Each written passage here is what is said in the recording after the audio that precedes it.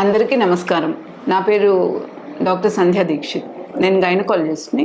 నేను లాలిత్యం ప్రాగ్మా హాస్పిటల్ తరఫు నుంచి మాట్లాడుతున్నాను. ప్యాప్ స్మియర్ అంటే మనకి గర్భకోశ ద్వారం అనేది యోని మార్గంలో ఉంటుంది. అక్కడ మనకి సాధారణంగా స్త్రీలకి ఎక్కువగా ఏర్పడే క్యాన్సర్ అక్కడ ఏర్పడుతుంది అనమాట. దాని పేరు సర్విక్స్.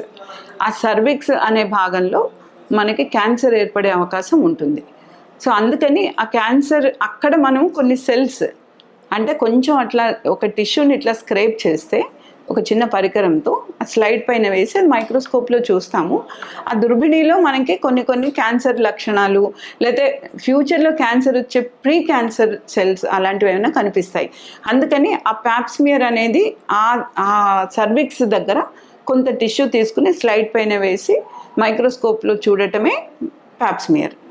అది మనం సాధారణంగా 25 సంవత్సరాల నుంచి 45 సంవత్సరాల వరకు WHO ప్రకారం ప్రపంచ ఆరోగ్య సంస్థ అయితే మనకు 13 సంవత్సరాల నుంచి 48 సంవత్సరాల వరకు అని చెప్తారు. 15 నుంచి ఒక్కొక్క దేశంలో ఒక్కొక్కటి ఉంటుంది.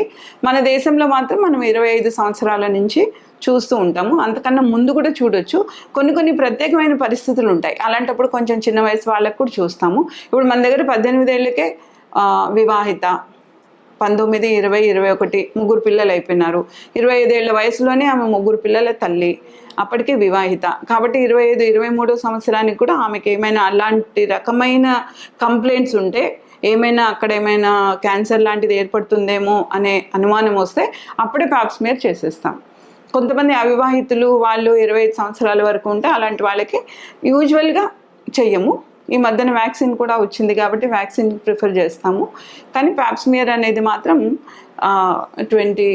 15 to 45 అని, 15 to 47 అని అలా WHO చెప్పినవి కొన్ని ఉన్నాయి.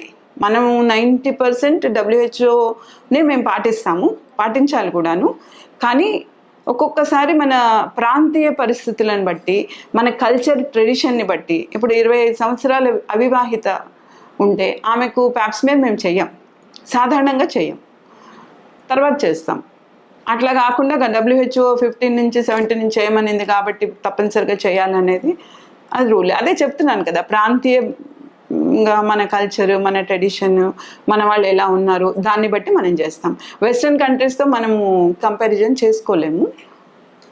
సో 25 to 45 అని అనుకోవాలి మనం. ఒక్కొక్కసారి 50 వరకు కూడా చేస్తూ ఉంటాము, 52 కూడా చేస్తూ ఉంటాము. కంప్లైంట్స్ని బట్టి కూడా ఉంటాయి. కొంత వయసు ఉంటుంది, ఒక 2-3 సంవత్సరాలు ఎక్కువ, 2-3 సంవత్సరాలు తక్కువ, కంప్లైంట్స్ని బట్టి కూడా చేస్తూ ఉంటాం అన్నమాట.